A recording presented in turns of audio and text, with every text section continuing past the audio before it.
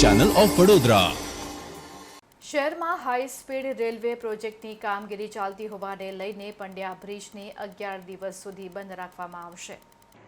રાજ્યભરમાં high speed railway project અંતર્ગત યુદ્ધના ધોરણે કામ ચાલી રહ્યું છે। અગાઉ પણ શહેરના અનેક ઓવરબ્રિજને આ કામગીરી ચાલતી હોવાને કારણે બંધ કરવાનું જાહેરનામું બહાર પાડવામાં આવ્યું હતું। શહેરના પંડ્યા બ્રિજ પર ગર્ડર લોન્ચિંગની કામગીરી હાથ ધરવામાં આવનાર હોવાથી આજથી લઈને 30 જૂન 2024 સુધી પંડ્યા બ્રિજ પર વાહનોની અવરજવર બંધ રાખવામાં આવી છે। અહીંયાથી કોઈ પણ વાહનો પસાર થઈ શકશે નહીં। તાજેતરમાં શહેર પોલીસ કમિશનર દ્વારા આ અંગેનું જાહેરનામું બહાર પાડવામાં આવ્યું છે। પંડ્યા બ્રિજ પર વાહનોની અવરજવર બંધ કરવામાં આવ્યા બાદ અલગ અલગ રૂટના 6 વૈકલ્પિક રસ્તાઓ જાહેર કરવામાં આવ્યા છે।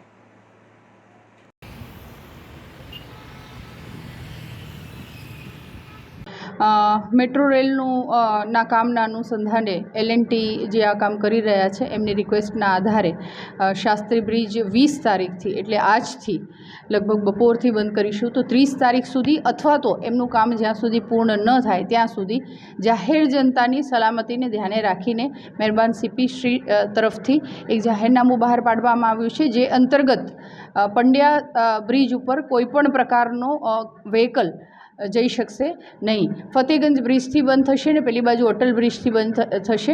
એમ શાસ્ત્રી બ્રિજ ઉપર કોઈપણ વાહન જઈ શકશે નહીં।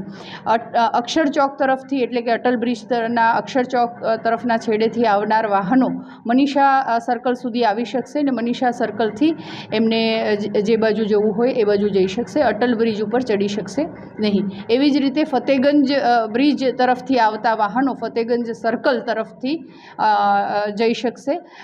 કાલાઘોડા નર્સિંગ હોમ થઈને જઈ શકશે ને આ બાજુ ડિલક્સથી જઈ શકશે। એ લોકો કોઈ પણ પ્રકારના વાહન પંડ્યા બ્રિજ ઉપર એટલે કે શાસ્ત્રી બ્રિજ ઉપર જઈ શકશે નહીં।